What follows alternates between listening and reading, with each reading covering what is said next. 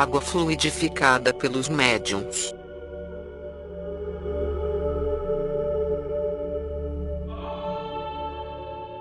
Texto transcrito do livro Mediunidade de Cura.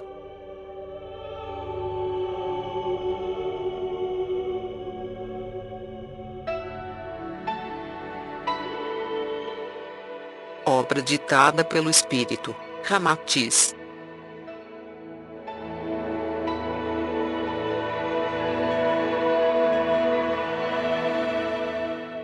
Psicografado por Hercílio Mais.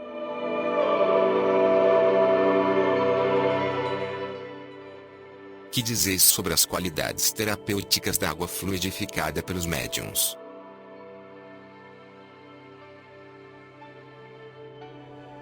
A água fluidificada é a medicina ideal para os espíritas e médiuns receitistas, pois, embora seja destinada a fins terapêuticos, sua aplicação não deve ser censurada pelos médicos, pois não infringe as posturas do Código Penal do mundo e sua prescrição não constitui prática ilegal de medicina.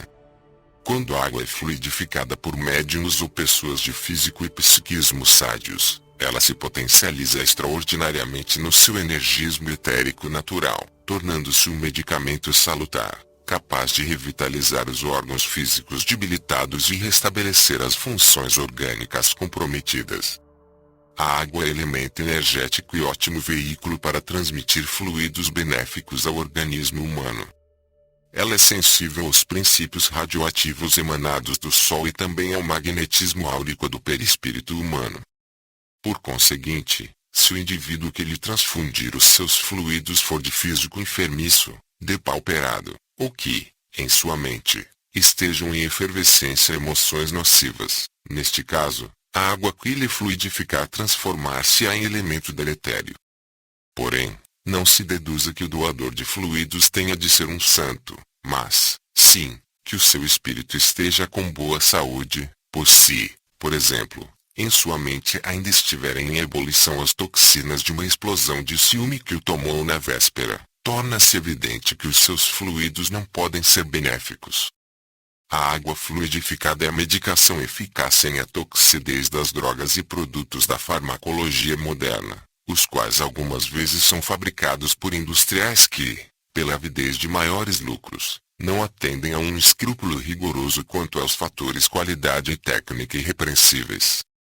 Embora seja raro, há casos em que a água potencializada ou fluidificada por médiuns poderosos e de sadia vitalidade chega a alcançar o quantum energético e benfeitor da homeopatia na sua 100.000 dinamização infinitesimal.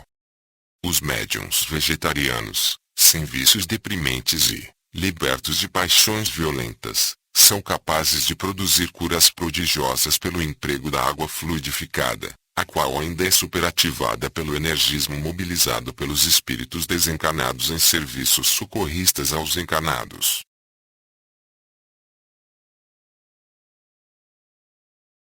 Qual é, enfim, o verdadeiro processo que torna a água fluidificada superior à água comum, a ponto de transformá-la em medicamento com propriedade curativa?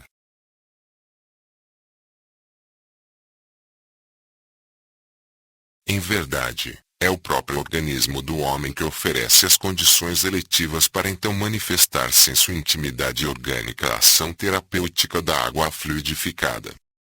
Conforme os conceitos modernos firmados pela ciência terrena, o corpo humano é apenas um aspecto ilusório de matéria, na qual predomina um número inconcebível de espaços vazios denominados interatômicos prevalecendo sobre uma quantidade microscópica de massa realmente absoluta.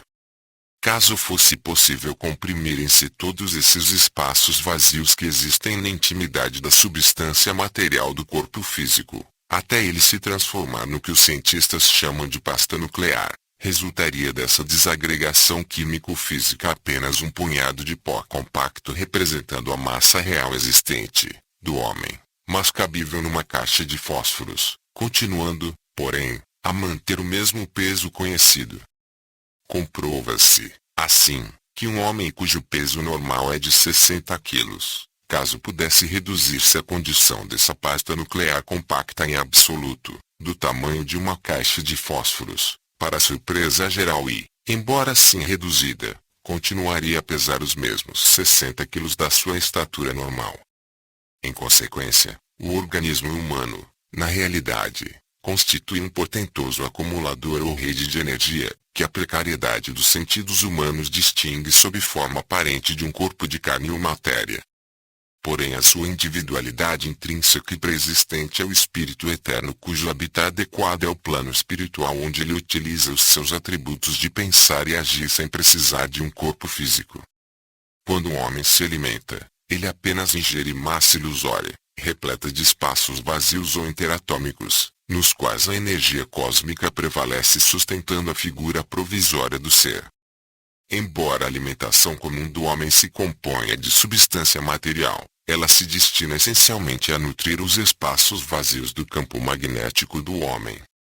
O corpo físico, na verdade, funciona como um desintegrador atômico que extrai todo o energismo existente nas substâncias que absorvem sua nutrição.